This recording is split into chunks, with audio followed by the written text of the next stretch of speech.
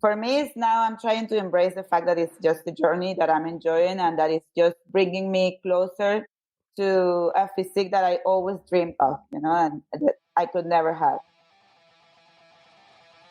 Welcome to the Wits and Weights podcast.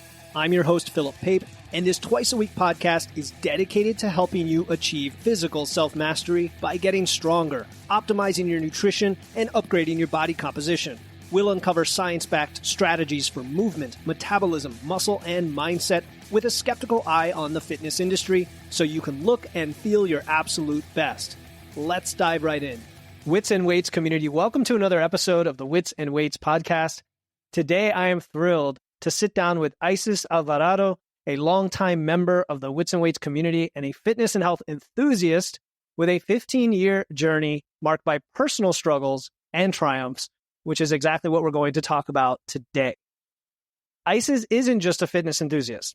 She's a warrior. She's battled and triumphed over the all too common demons of yo-yo dieting and negative body image. Her journey began in a family where weight struggles were the norm, leading her to her first diet at the age of 10.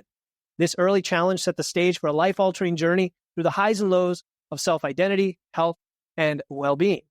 But here's where the usual trajectory was turned on its head, because as an adult, Isis broke free from the chains of restrictive eating, discovering the world of strength training and evidence-based nutrition.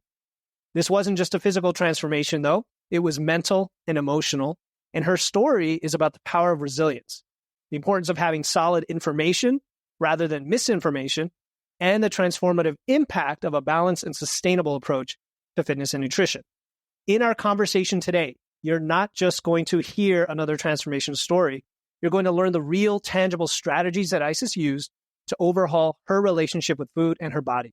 You'll discover how strength training can be a gateway to not just a better physique, but a better mindset. And most importantly, you'll find out how to apply these lessons in your own life, breaking free from the myths and misconceptions that hold so many back in their fitness journeys. Isis, thank you so much for coming on the show. Thank you for having me here. I'm very happy to be here. And I'm so excited to have you on because you've got an incredible story to tell. You've also been very engaged with our community and have a very bright, positive spirit, which appeals to me for sure, and I'm sure our listeners. So let's go way back in the time machine to your childhood, because that's where your early self-identity was shaped, right? Yeah. You told me that you, quote, came from a family where most were overweight, and even in my home where we would eat healthy homemade food all the time, my mom was overweight, and I considered myself overweight too, even though I probably wasn't. So can you share what it was like growing up in an environment where, weight struggles were prevalent, and how that shaped your early perceptions of health and body image?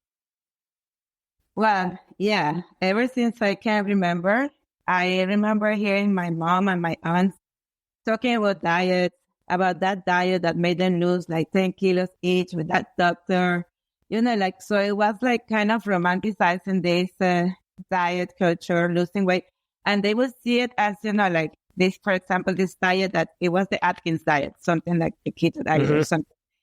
So they would always talk about it, about how successful it was. They lost 10 kilos, but they would never say that actually they regained more than that way. So it was not successful. So they were caught up in this vortex of dieting, losing weight, and then gain it all again. So I grew up hearing this. And when I was about 10, I did my first diet with the full support of my family, of course. And I was trained for losing weight. And even I remember doing one diet when I was like maybe 11 years old, not even 12, which was almost not eating. It was called the cabbage soup diet. So the first day, I've heard of that. Yeah. Yeah, you were supposed to lose like 4 or 5 kilos in a week because they weren't eating anything. It was just soups. If we were surviving on 500 calories a day or something. Of course. So I did that diet for 3 days. And then you gave up right away, right? Yeah, so all my life, that was my mom said, you need to diet to lose weight. But at the same time, it was normal to never be successful, like to always lose diet and like lose weight and then gain it back again. Because it was not seen as a lifestyle, a sustainable lifestyle, but as something you had to, a goal to reach. And then what happens next? We don't care. You just lose the weight and hopefully pray that it will stay out of your body, but that would never Yeah. happen. I mean, your story is so relatable to probably everybody. Everybody listening to this, myself included, have been somewhere in our past where we lost weight, gained it back, lost it, gained it back. And just the very idea of what it means to lose weight. First of all, losing weight being the goal, like why is that the goal? We just have been trained to be that's the goal for some reason, even though we're never happy when we do that. Secondly, how we lose weight and then we can never maintain it. So it's like this on-off switch. And then the kind of, I got a little sense of disgust almost when you said you did a diet at the age of 10, because that, I don't know how common that is for listeners, but I know women especially have a lot of struggles in their childhood with an attention on weight from their parents. Reflect on that now, knowing that happened. Like, do you know a lot of people who've been through a similar situation where they were officially dieting at that young age? Yeah, for sure. Yeah. I come from a country where, like the beauty standards are very unattainable. I come from Venezuela, so like even the people, like women who compete on these beauty pageants, they already look amazing and they make them lose more weight. There is this idea of beauty that is unattainable. So yes, like with all my girlfriends, we always talk about diet, even at this age. And at that time, it was pretty much normal. Like, like if you say to your parents, I want to lose weight, I want to go on a diet, they are like happy for you. Like, why not?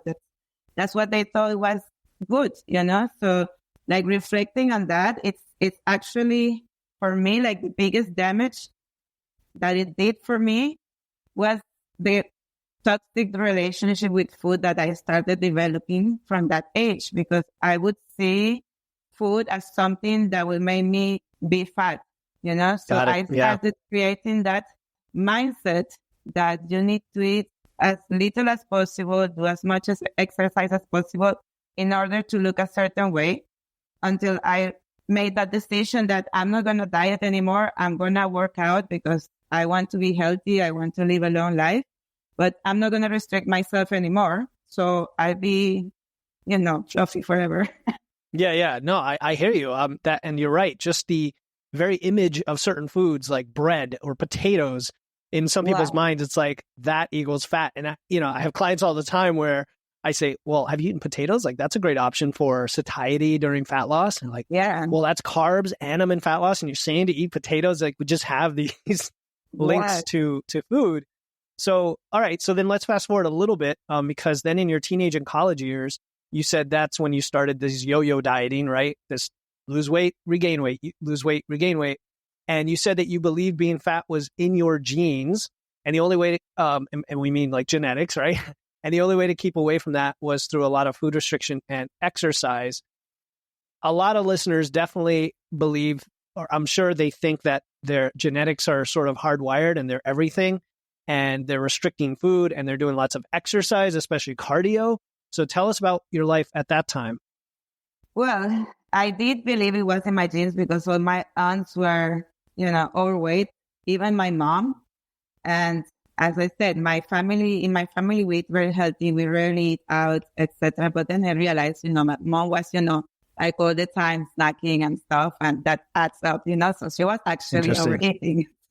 It was not on the genes. Then at some point, I started to think that I damaged my metabolism forever, and that was irreversible. I did so many diets that now it's me who I broke it. But now, Hold on. You said something very interesting about your mom, how you thought, so you saw her as overweight, but you thought she was dieting, but she was really just sneaking the food. And so she was just over consuming food. I think that's important, right? Like we all lie to ourselves in that way many, many times, or we just don't know how much we're eating. Yeah, exactly. And it's something that I discovered after I started tracking food, that, something that seems like a harmless little snack, it's actually 500, 600 calories. And if you're already eating the calories that your body should be eating with your 3 meals, then actually that's a lot.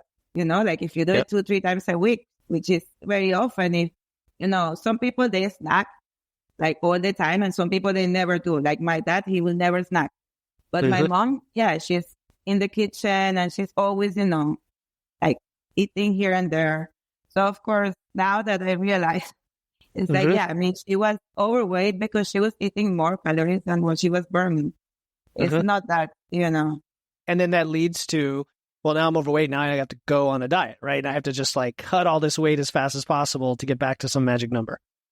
Yes, exactly. And that made me believe that it wasn't possible for me to be lean because it was in my genes. I would always say that even, eating, I was getting fat from air, But the truth is that I was restricting myself most of my life, like on and off, because when you restrict yourself, then you have periods in which you unrestrict yourself.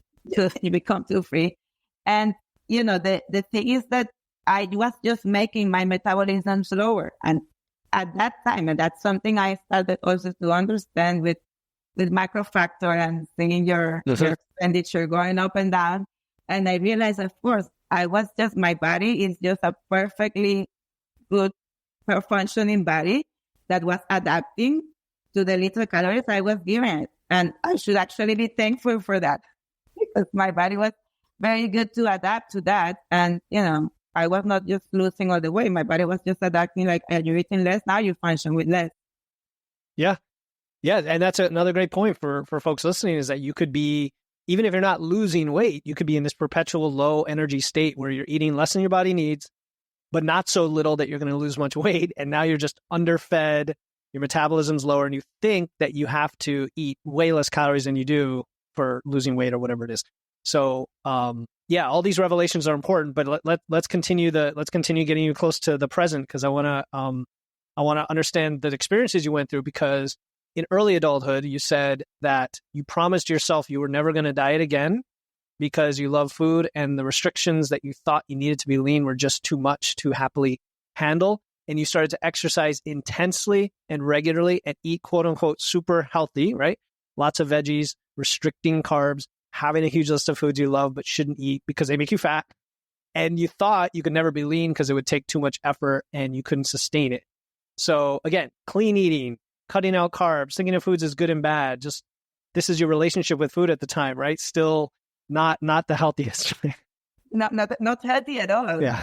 It was very unhealthy, actually, not only for my body, but also mostly for my mind, You're always, it's not only that you end up binging on food more often than not, it's also the impact of those binges in your emotions, like in your mind, you feel like you're a failure, you feel like you're never gonna be able to do it, why I can't control myself. Always be like, but why? What's going on? Like, I do very well in almost all areas in life. And why I'm such a mess with food. Yeah. Quote unquote, falling off the wagon all the time, right? Or whatever labels we use. Yeah. Yeah. It made me feel like out of control, which I never felt in any other areas in my life. It made me feel so out of control, so powerless, so frustrated, So it was all this emotion that it was creating. Not only like the extra calories that I was consuming because my body was trying to compensate, but all this chaos in my mind. Chaos in your mind. And what did the exercise look like then? You said you were exercising intensely. This is before you got into lifting. What did it look like?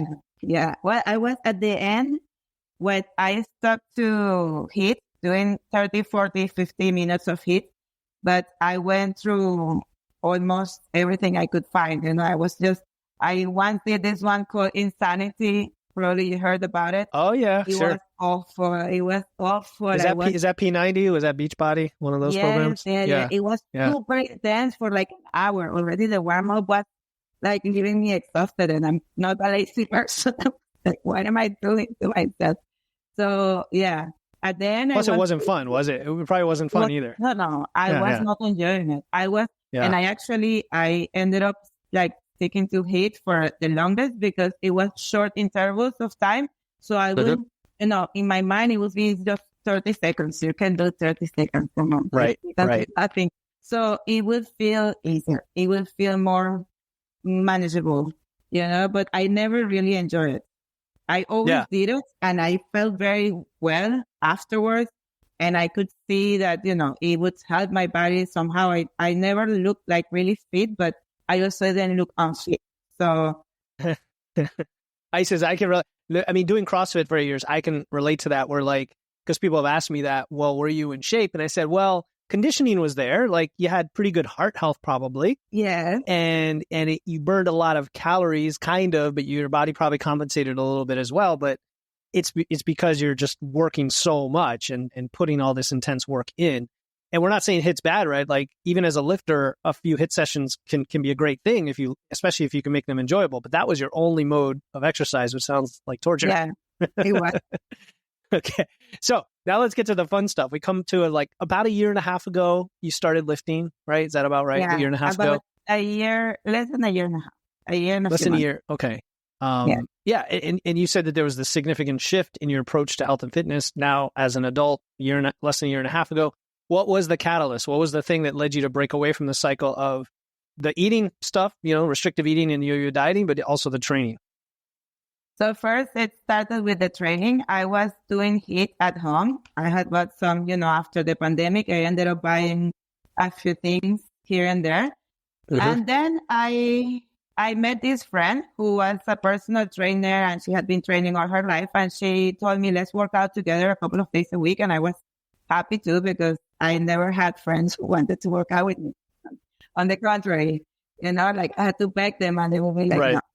So I started working out with her at the gym and we were weightlifting because that's what she was doing. And I realized I actually liked it way more than any other kind of exercise. I actually liked it, for real liked it.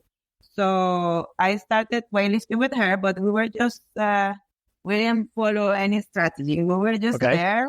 And she's like, we're just conditioning, like in a few months we'll start with the strategy. But I think she didn't want to get there because she's been doing that all her life and now she's on her lazy years. Oh, so she's just maintaining. So it was more of exercise, not training. Yeah. Wow. Okay. Yeah. Actually, she was like so eager for me to join her because she was not being able to bring her stress to the gym. Okay, I see. An extra motivation. So I started and I liked it. So I started to read more about weightlifting. That's when I discovered your podcast and all. And I started to realize that, okay, first I need a strategy. I cannot just go there to all the machines. I was doing more than what I'm doing now. I was doing 7, 8 exercises, like each time and like pushing very hard, but at the same time, not tracking anything. So it was depending on how I was feeling that day. So I started to realize, okay, I need a strategy. Then also I became again open-minded to taking care of my nutrition with an objective in mind, with a strategy as well. I had done the calories before here and there, but I didn't really see.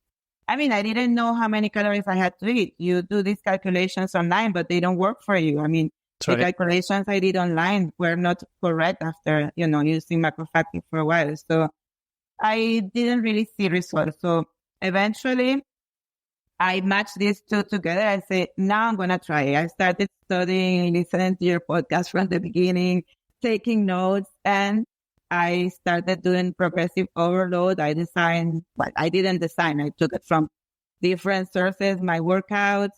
I bought macrofactor, started to follow, the calories they told me. And in like maybe 4 months, I've seen more change that I have ever seen before in my life. And the effort has been like a fraction of what I usually have to do to see any kind of change in my body. Okay. So okay. I'm beaming right now, Isis. Okay. I have to interject. I'm beaming because this is like what I wish everyone who listens to this show would do is exactly what you're doing is you took action and you took notes, which I love. You binged the show and hopefully got a few nuggets, which makes me really very, very proud. And I still am surprised when I hear people say that. Believe it or not, I still am very surprised. People are like, yeah, I listened to your show and it actually helped change my life. That makes me feel great. But for you to say that it helped you get more control and do it in a way that felt like you weren't sacrificing anymore and you were able to get progress, like that's what we want. That's what people want out of this journey, for it to be a fun thing, for it to be a productive thing that doesn't require all this, guts and sweat and discipline and willpower. So I just congratulate you on like taking that action. You made it happen for yourself, but you took the information. So So thank you. And I want to applaud you for that. Thank you. And no, I wanted to say also to tell you how grateful I am with everything that you share. And like, you are very generous with your time and with the information, also getting people together. I usually don't belong to any online communities. And if I do, I'm just there like looking from the distance. I don't even participate, and you have created a space in which I feel also inspired and motivated to share my experiences with other people, like to have some kind of virtual long distance connection with other people who are going through the same journey as we all are. That's beautiful, Isis. And I've heard that from a lot of people, and I agree, like in the sense that I'm also in a lot of Facebook groups, and some of them are not very active, or it's just a different feel. It's a different culture. And having come from like the world of CrossFit, I was very much missing the community aspect of that because I work out from home. But also with the podcast, knowing that people would reach out and say, hey, I listened to this and it helped me out. I'm like, well, how can we get more and more people who do that, who listen to the show, to kind of interact with each other? Because every day we see people come in who are where you were like 2 years ago or 5 years ago. They come in and you can see their questions are like very basic questions that I'm always surprised that they don't know the answer to, but we've all been there. And so our community just said, hey, and they dive in with a very positive attitude. You'll chime in, and somebody who's, an expert lifter will chime in, or whatever the answer is to improve all of these things. So yeah, I'm glad you said that. And I want to go back to you, Isis, with the recent transformation you said, because you said you had all this chaos in your mind before, right? Yeah. What is your mental state now? Like, how has it changed, and what specific strategies allowed that to change?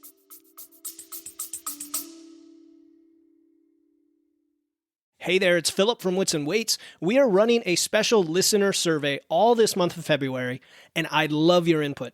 It's quick, easy, and a fantastic way to let us know what you love about the show and what you'd like to hear more of. Plus, as a thank you, everyone who completes the survey gets entered into a raffle for some awesome prizes, including First Form supplement gift cards, 1-hour Zoom hangouts to Ask Me Anything, and 1-year subscriptions to MacroFactor.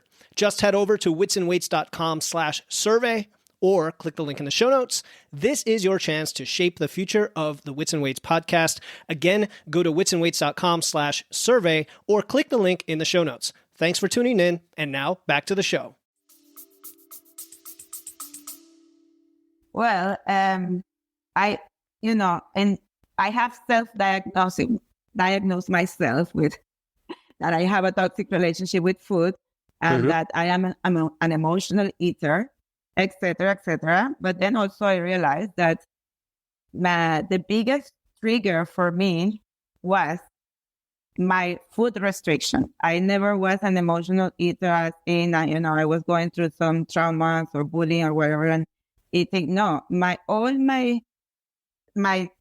relationship with food started, like the toxicity of it started by restricting the food, by restricting the quantity, and by restricting the diversity of food I could eat, and by relating eating certain foods to being fat, which is something I never wanted to be, Right. So now that I'm eating more, like I never feel hungry, that I'm eating a lot of carbs, and that I'm eating probably more protein that I had never eaten before.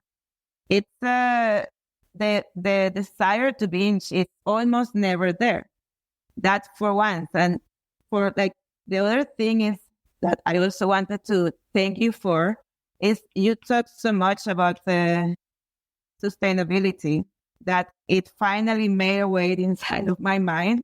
And for example, when I would binge, I would just try to compensate in the next 2-3 days to eat as little as possible to balance that out, right?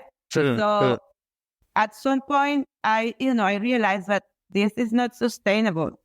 Like one day you just fall off the wagon, which happens to absolutely everyone, even with people who don't have any, unhealthy relationship with food.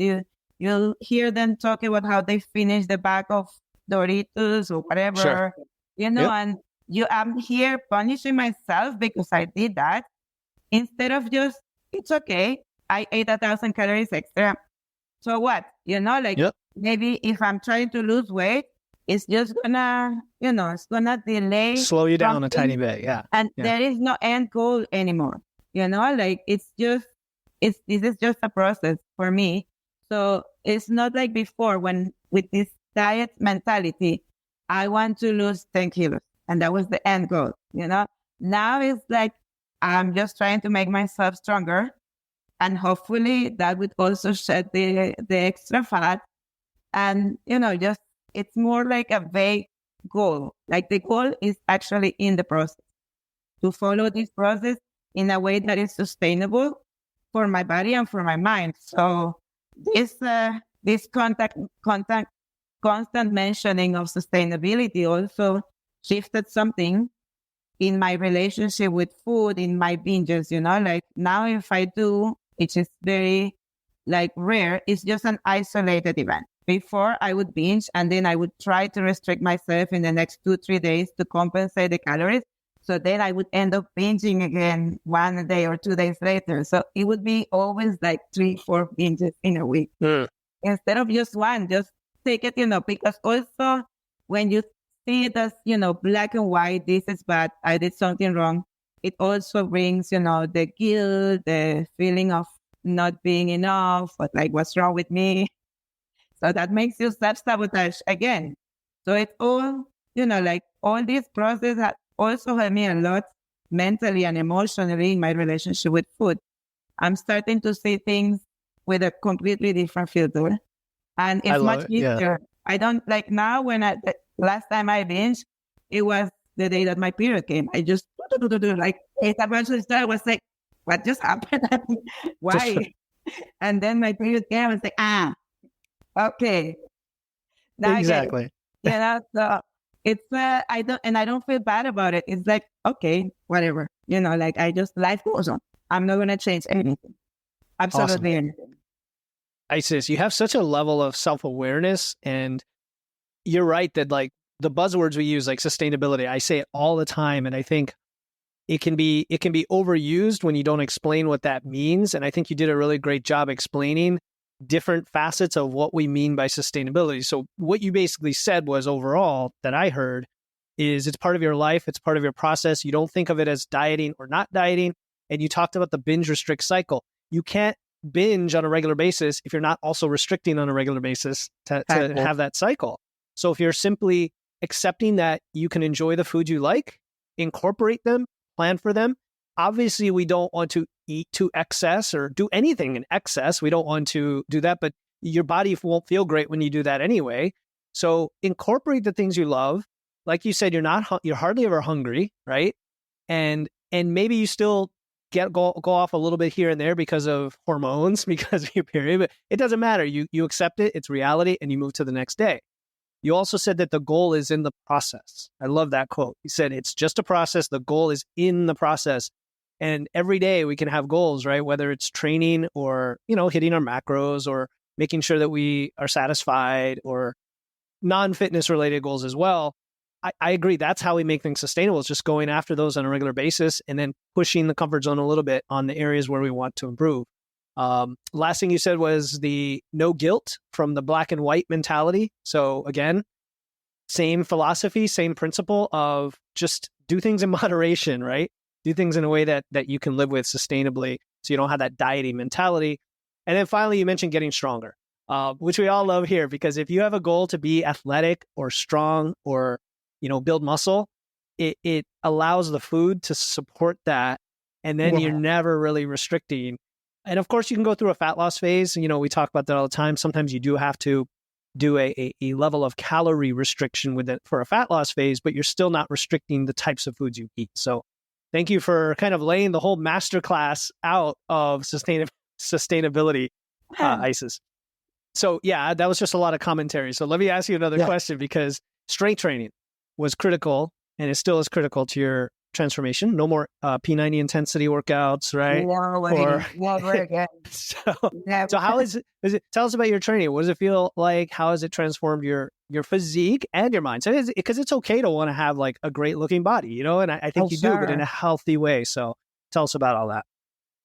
So, well, as I said, I really enjoy my trainings. I really love them. I always look forward to going to the gym, and I didn't realize how much of an impact it has in my mindset until I had to stop for a couple of months.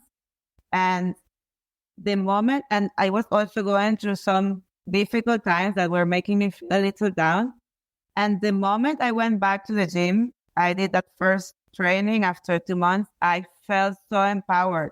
You know, before I was feeling like I was letting all these issues not bring me down, but I was feeling like a little like a bit like a victim, right?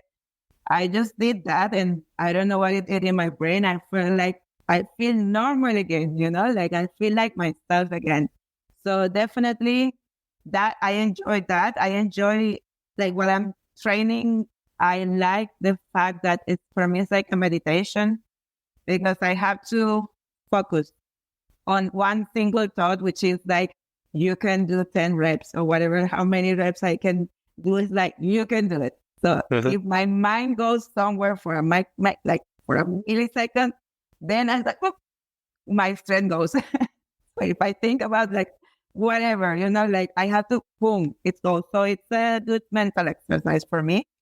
And yeah, I really I'm planning my workouts now.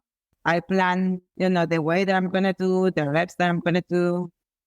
It's I don't know, more or less.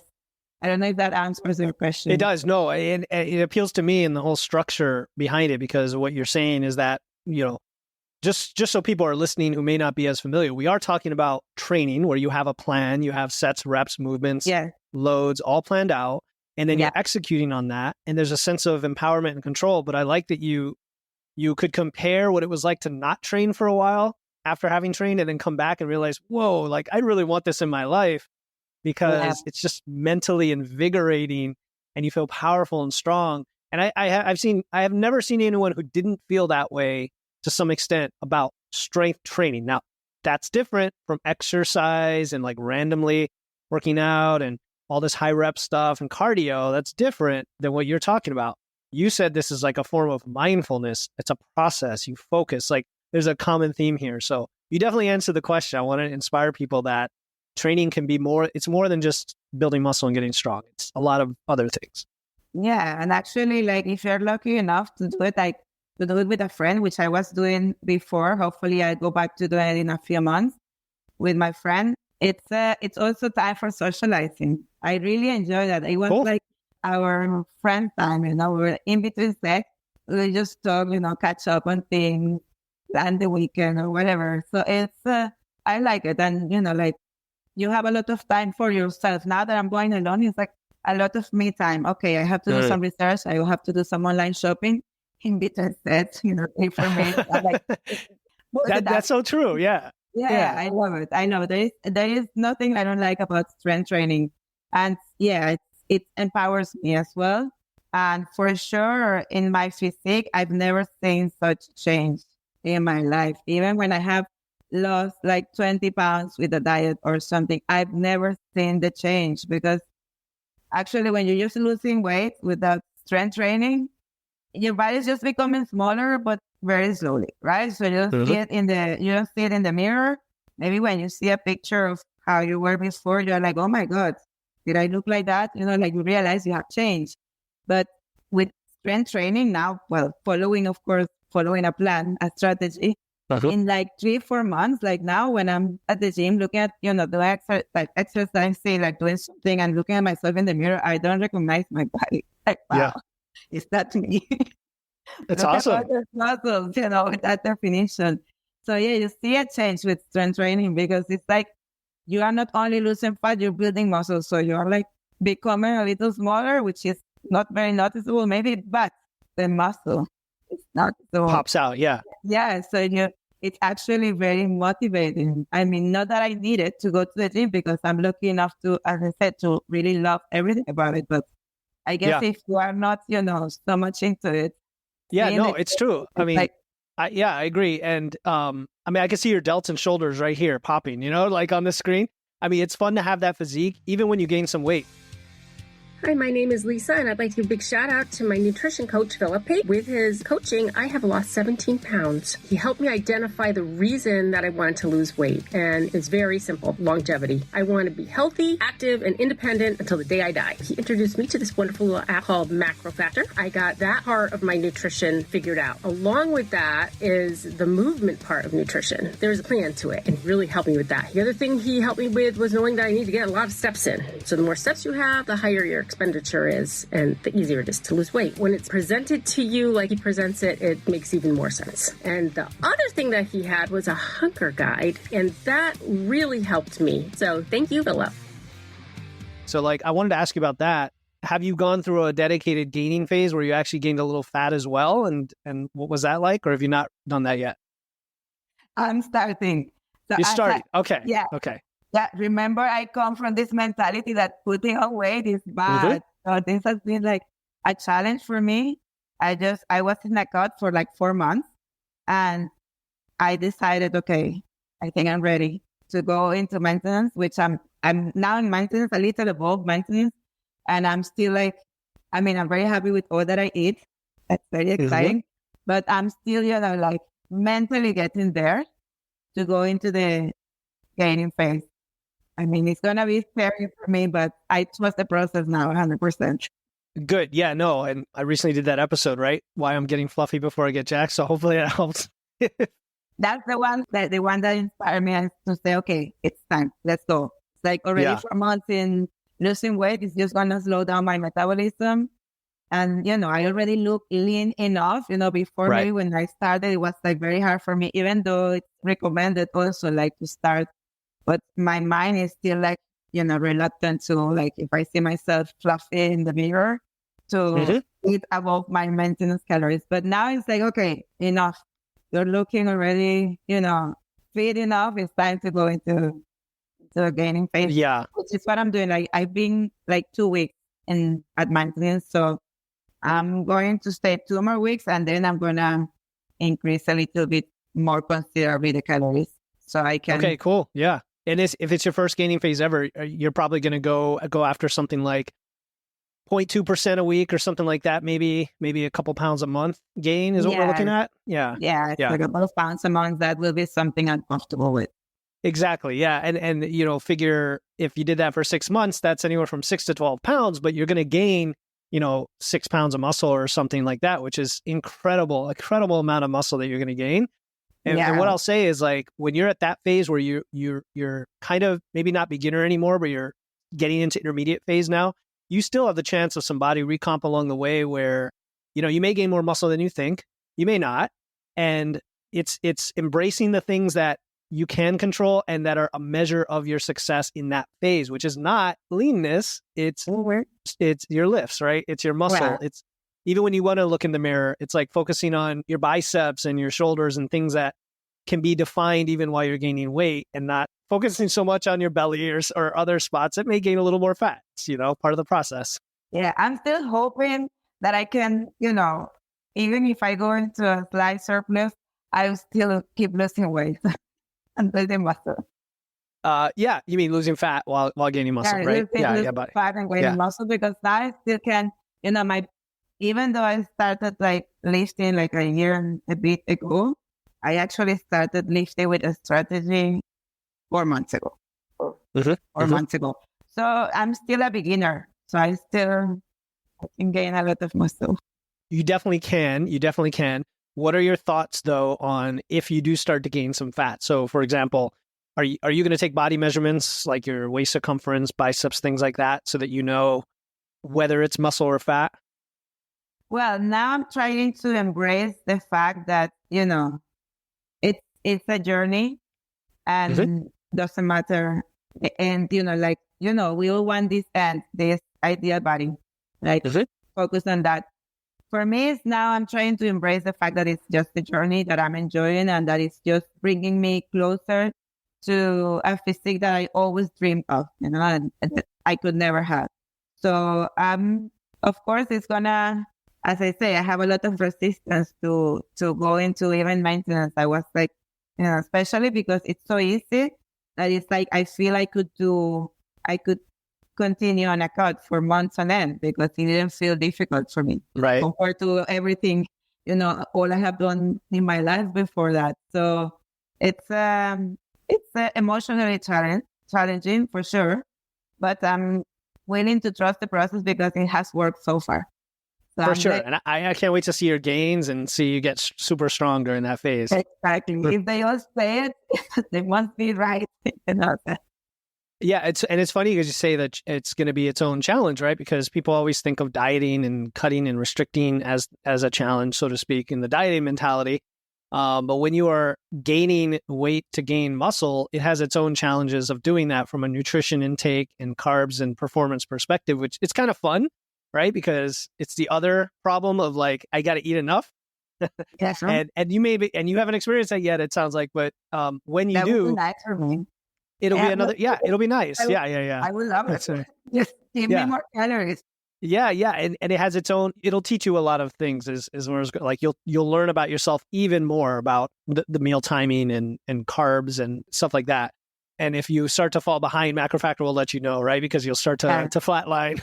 So keep us up to date in the community as you do that, post some screenshots and stuff because we'd love to see that.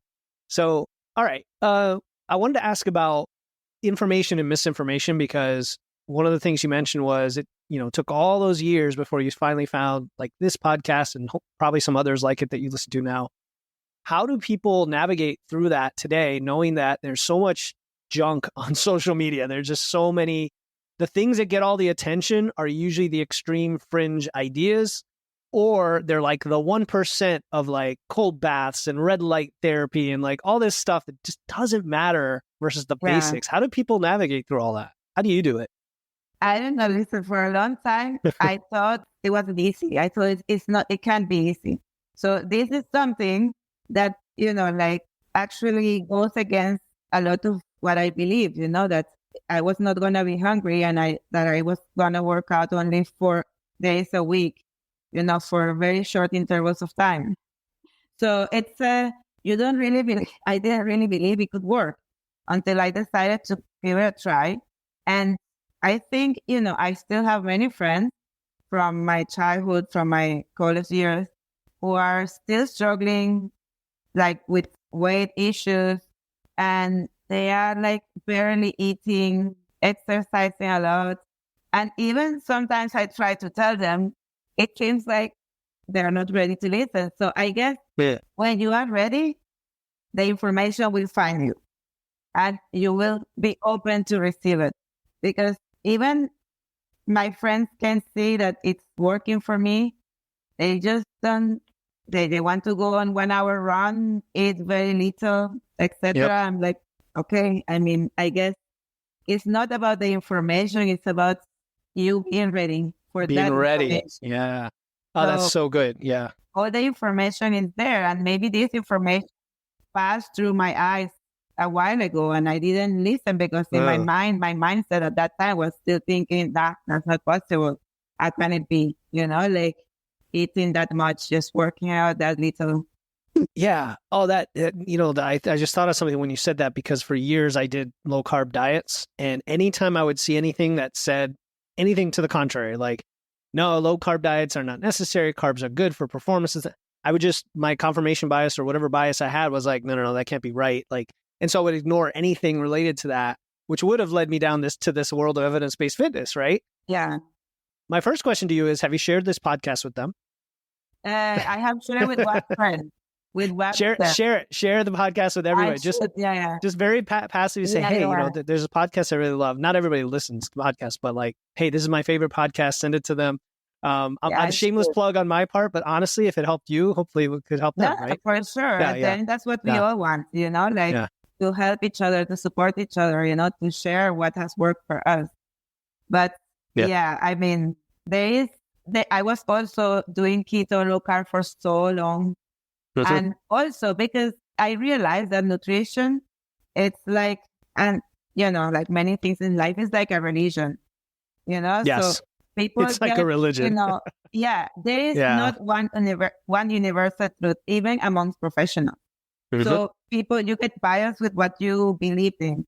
So it's not until you are ready. That's why I say you have to be ready to break free from your religion and open your mind to something completely different, and to Yes. actually like listen to it. So yeah, It's like like being I want saved from a cult. It's like actually. being rescued from a cult. Not everybody's ready for it. Exactly. To You be ready cannot for force change. people out of their code. You have to wait for them to be like, I'm ready. Yeah. That's why I guess the best we can do is like love and support people who are in our lives, even if they're maybe making the choices we don't think are best for them. Yeah. And gently encourage them and provide support. And maybe they'll be, when they're ready, it'll be there for them. So that's it's a good approach. Plus, the idea of it being a religion implies that, like you said, a universal truth. If you are listening to this and if you have beliefs like that right now and you're listening to Isis's story and you can relate to everything she said, you're like, maybe I should question some of that. I would go back to your concept of sustainability. To me, sustainability is like a principle rather than a dogma, right? Rather than like, if you have sustainability, it means you can eat in a way for you forever. And therefore, there's no one right way to eat. It's the way that is for you. Exactly. So kind of embrace that idea rather than a specific, these are the right foods. Like I really enjoy weightlifting, but I can see why for some people they would never enjoy it. They would never get into it. It's just a different way of, like working out. So people Is that true though? Is that love true? Hold on. I want to challenge that because I have a lot of conversations with this on other podcasts about that, where they'll say, well, what do you say to people who just don't like weightlifting? And I'll say, well, are they doing it the way that I would do it? And if you start like getting stronger because you're using a training plan and progressive overload, well, I've never met anybody who doesn't start to like the training then. But Exactly. that's my opinion. What do you think, guys? That's my opinion too. But some people they wouldn't even want to try, or they wouldn't try. They wouldn't want to try in long enough to get to like it, because like everything, you cannot like something like there is no love at first sight with your workout routine. True. And it's hard. It's hard, right? Yeah. So people they are very resistant to it, especially women. But now I see more and more women who are into weightlifting, like I see much more than before, So yeah, I guess I would believe that everybody would love it if they give it a try, if they are patient enough to understand it enough to decide whether they like it or not. And for sure they would like it more than any other kind of exercise, But as I said, like some people, they are not even willing to listen. True. So that's a lot of wisdom right there. Seriously, that you just dropped, that you may not like something the first time you try it, but you stick to it and then you'll see if you like it. And with weightlifting, with lifting weights, it seems to be almost universal that if you do it the right way and you start to build muscle, you're going to like it. There's just something like natural about using your body and using your muscles as a human being. Again, in my opinion, I'm very passionate about this, but I've seen people who did not like lifting and they've done everything. And then all of a sudden they maybe do some body weight movements that help them solve a problem in their life, like an older person who has trouble getting off the couch. And then they start squatting and now they can get off the couch and their joints don't hurt. And now they're like, oh, now I see the value in this. And so if you're listening and you think you're not going to like it, you've got to give it a shot, like Isis is saying, and tie it to a performance goal you have, or a health goal you have, or something very specific that you can then train toward. Don't just train to have a great body and a lot of muscle like a year or 2 years from now. That may be too vague. Do it for the process. Do it for the short-term wins. And so yeah, good. And I also think regarding weightlifting, there is a lot of, like people, like when I was younger, when I started going to the gym, weightlifting for me was for like bodybuilders. So that's why, and a lot of people still see it like that, at least from where I come from, like lifting heavy, like women would have like these tiny little dumbbells. The pink dumbbells. lifting heavy weights and using all the machines, that was like only if you wanted to be like Mr. Olympia, like gigantic, bulky, the gym. So I think a lot of people still associate weightlifting with that, because not long ago, an aunt. She messaged me asking me, what do you think? What can you tell me about intermittent fasting? And I was like, what, for losing weight or for health in general? She's like, no, I just want to lose some weight. And I was like, well, I did it for a long time. And actually, I didn't lose any weight because of it. You might or might not, but it's not going to make you lose weight per se. But if you want, I can tell you how to lose weight very easily. And I kind of talked to her about it, like you have to lift weights, etc. And she's like, no, I'm too old for that. She's like 45. And I'm like, you are not too old for that. And first, like, actually, you should start lifting weight if you want to avoid like osteoporosis or whatever. That's the best anyone could do to avoid all these pains you start and all these health issues you start having when you grow old because of your bone density, etc. So, and she, as I said, if people are not resisting, I say, whenever you want, I can guide you through it. You just need to find probably a personal trainer who will like help you understand, the correct form. That's all. And like one ear out the other. Well, yes. She's not ready. She's not ready to leave the cult yet. I was like, okay, well, that's what I can do. I just plant the seed. Plant the seed. That's true. It's true. And that's a good point too, because some people will hear it over and over and over again. And then like 2 years later, they'll finally, after frustration, they'll finally reach out. And by the way, for anyone listening, there is an age at which you're too old to lift, and it's the day after you die. That's the age that you're too old to lift. And I mean that literally, because recent studies have shown in your 80s and 90s, you can build new tissue. I mean, that is so amazing. My own mother is approaching 70 and she's lifting for the first time in her life. She loves it and she's getting stronger. That's what it's about. It's not just physique, even though physique's a nice side benefit.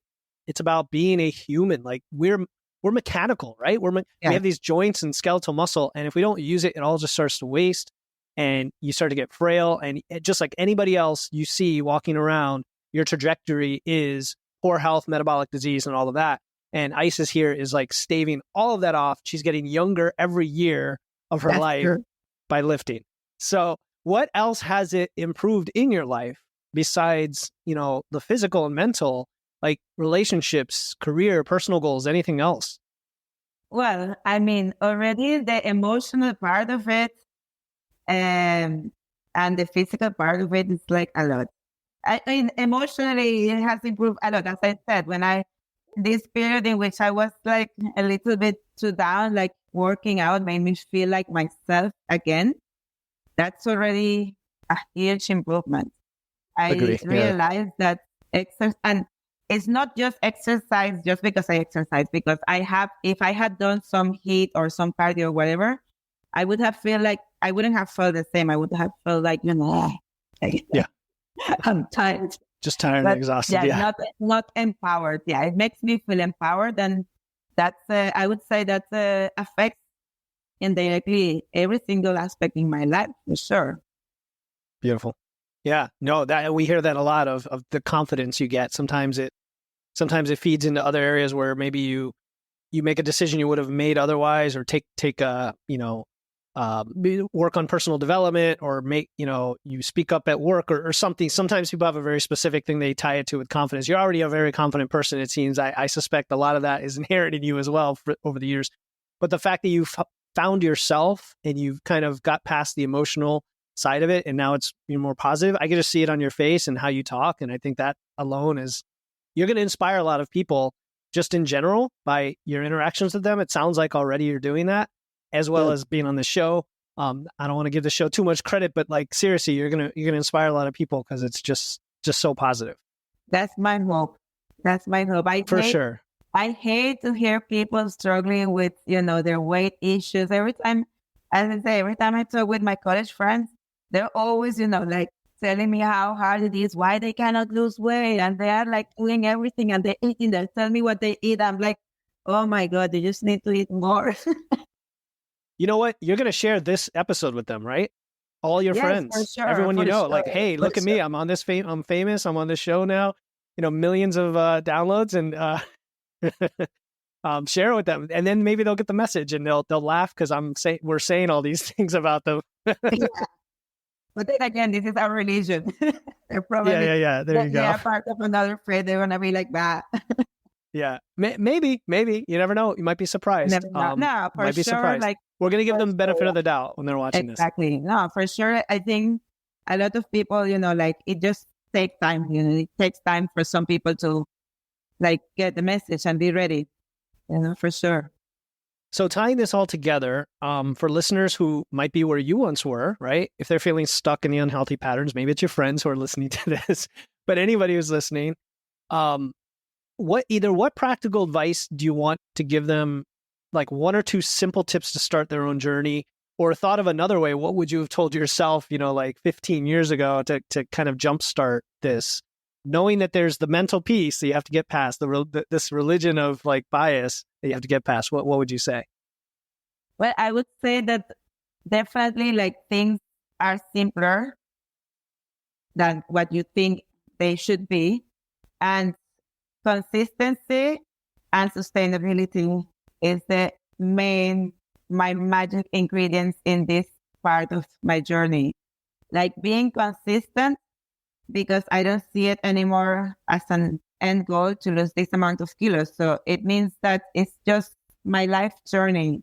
So of course you have to be consistent. It's okay to like fall off the wagon once in a while. It's okay, even if it's twice in a week, whatever. It's just keep on the journey. Just keep walking this path and period. And sustainability helps with consistency, because the more sustainable you do, like you have to create your own process. Like, for example, I was trying to balance when I was having like my once a week meal out. I was trying to balance my calories of the day to be able to fit that 1,000 calorie burger. And then I realized that was putting too much stress in my mind. And, I was feeling hungry or whatever. And I say, okay, I'm just going to eat enough. And if this day I eat more calories, who cares? It's more sustainable for me to do it this way than to like do it the other way, which is sacrificing my other 2 meals to be able to fit us that delicious burger that I like to have once a week. So it's all, you have to make it sustainable for you, and that will help you be consistent. So true. So true. I mean, you've got it. You've got it. Like you figured it out. Isis, like just if you can plan your day, your week, your training, your food, your movement, all that in a way that you can do it or that it fits your life, of course, then you can be consistent. Yeah. Some people have it backward. They like try to force in the consistency with some discipline or willpower with things that they don't like. Right. Yeah. And you're saying, well, if you like it and it's the process and it's giving you wins every day, you'll just do it. It's just part of your life. You can't rely on willpower. This is something I have learned the hard way. You can't rely on willpower because it's not an infinite resource. Yep. And food is always available. I mean, like if you have issues with food, willpower alone is not going to get you anywhere because food is always there. Exactly. The temptation's always there. So exactly. why try to make it? Yeah. Yeah. It's not something like alcohol or cigarettes that you can just like make disappear from your life completely. So willpower is not going to help. You have to just create a system that works for you in a sustainable way, system that it's enjoyable, that doesn't feel like a sacrifice. And now with the right information, I have realized that this system exists for me. It's not a sacrifice. I eat as much as I want. I eat everything that I want, in moderation, of course. I plan it out, etc. And it works very well for me. And it doesn't have to feel difficult. That's my main, like if it feels difficult, that's a red flag. You have to find a different way. I love it. A system that's sustainable, enjoyable, doesn't feel like a sacrifice. And that is 100% possible for everyone listening. So I want to know, Isis, what is next in your life? What, besides this amazing conversation we had, and of course you're going to share this with all your friends who are going to get, converted out of that religion into, this sustainable way of life. What are your future goals for your fitness, your health, and this spreading awareness that you seem to be really good at doing here? Well, my biggest goal right now is to completely heal my relationship with food, to not feel guilty for not feel any kind of feeling of guilt or self-defeat or not being enough because of the way I eat. I want to feel that freedom that, I can eat wherever I want, not literally. Actually, I like to eat healthy. I just want to break free from that mental chaos, which is now almost zero. But it's still there. I mean, my subconscious mind is still like, whenever, I eat extra calories, it's like tomorrow you will eat those calories less. And then I'm like, no, that I already seen that doesn't work for me. And, like just heal completely my relationship with food. I am very confident that in the physical aspect of it, I'm on the right track and there's no way back. I'm looking forward to my first full cycle of gaining and then starting to see how it looks. But mainly my main goal now is focusing on the emotional side of it, because everything else, it fits perfectly. I already, I feel well with what I eat, etc. It's just the mental side of it that it's still there. It takes time because it's your subconscious mind, since I was a child, feeling guilty for what I ate, feeling that I had to eat less, like sometimes I'm thinking like maybe I could just go back into the cut, like yes, your totally mindset, agree. Yeah. Your old mindset telling you like, what are you doing? You're eating too much. That's right. I mean, and it sounds like you've come so far, and you're right. We're always going to have things that we struggle with or things from our past. And you put it nicely when you said subconscious, and I would even say unconscious in some cases, pattern, like they're patterns, right? They're patterns that are just like trained into you. And if it started when you were 10, that's even harder to break because it goes so far back. But since you said that, it reminds me, we, in the Wits and Weights community, I would love to have more content about emotion and self-sabotage and like, unconscious patterns and things like that as part of our, information, and maybe some future podcast episodes about that. So I'd love your input on that as we go forward. I do like to ask this question of all guests, and I think you know it's coming, but what one question did you wish I had asked, and what is your answer? Okay, yeah, I had to think about it for days on. So my question was... So you've thought about it in advance, and it was hard, right? Okay. Of course, I was like, what? I don't know. So it's what's the most difficult part of this new journey? Okay, a good question. What's your answer?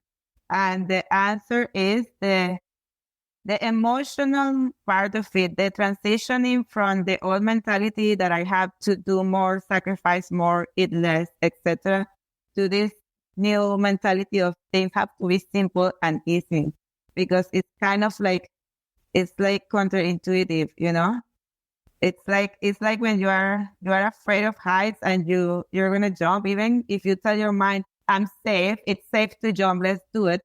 Your subconscious mind like keeps you there like frozen. Like I can't. So I'm kind of like facing that right now, like almost on like very frequent, that you have to realize that, like you have this internal battle, like this is too good to be true. This is too easy. What, like, is it going to work? How is this going to work? Like, I have done things much more difficult. They haven't worked. Why is this going to work? So that is my only actual challenge right now with this new way of doing things, because everything else is much easier than what I always done. So, yeah. So the emotional shift in all of your beliefs is difficult. Yeah. Even though you are changing from a mindset in which things have to be super hard and you're changing to something easier, it's still difficult for your brain, because your brain gets kind of like hooked to that mentality, addicted to that idea, to that level of difficulty. So when you don't have it, your brain is like, hey, what's going on? Because it thinks something bad is going to happen, right? It thinks that decision. So why don't we make everybody feel a little bit more easy about it, or relieved about this? What is the worst that can happen if you make a quote unquote wrong decision, like with your food or your training? What's the worst that's going to happen? Like that, maybe it's hypothetical, but right? Well, it's probably no worse than what's happened in the past when you haven't been doing the right things. That's what I have. Actually, I had this thought there you go. Not long ago, like, what's the worst that can happen? I'm going to put on weight. Well, I've been putting on weight all of my life. Exactly. And the story of my life is nothing new. So yeah you're right. What's the worst that can happen? It's nothing new, actually. It's something you've been going through all your life. Exactly. And the way we do things and the way ISIS does things, and I know we didn't get into a lot of detail on that, but it's the awareness and the control comes from the tracking and monitoring of what you're trying to measure. Like ISIS, tracks your food and tracks your lifts and stuff. And it's not quote unquote calorie counting or like this very, it has to be exactly this thing. It's more just, hey, what's going on with my choices, with my body, and with the outcome so that I can feed that back and change what's happening. And if you have that awareness, if things are going off in the path you don't want, and you can just correct it the way you do. Yeah. Yes, exactly. Cool. It's not about perfection. It's about being constant. That's consistent. Yep. Sustainability and consistency. Awesome. Exactly. All right. Isis, do we want to let anybody know how to reach you here, or do you want them to find you in the community? Well, I'm on the community. I don't really have like a public social media persona. So it's just personal for friends and all. But I'm happy to interact with people on the Facebook community. Beautiful. So for everyone listening, we're talking about the Wits and Weights Facebook group. Totally free. It's a private group, but it's free. And as I mentioned before, very positive, very supportive. And you can join using the link in our show notes or just searching Wits and Weights on Facebook, and you'll be able to find Isis Alvarado in there. I'll see if I can link. I don't think I can link to her profile, but we'll link to the group so you can find her. Other than that, this has been a pleasure, an amazing conversation. I'm really glad we had you on. I'm inspired just talking to you. You're so positive. And again, I'm grateful you came on, Isis. Thank you. I really enjoyed this conversation too. And as I said, thank you for everything you share. Like this information has changed my life, and not only the scientific facts that you share, but also your approach to it. That, as I said, it has sunk in my mind, and it has been a key factor for the changes that I needed to do. That means a lot to me. Isis, thank you. And thanks for coming on. Thank you, Philip. Nice to meet you in person. Well, virtually in person. Exactly. It's awesome. Thank you for tuning in to another episode of Wits and Weights. If you found value in today's episode and know someone else who's looking to level up their wits or weights, please take a moment to share this episode with them. And make sure to hit the follow button in your podcast platform right now to catch the next episode. Until then, stay strong.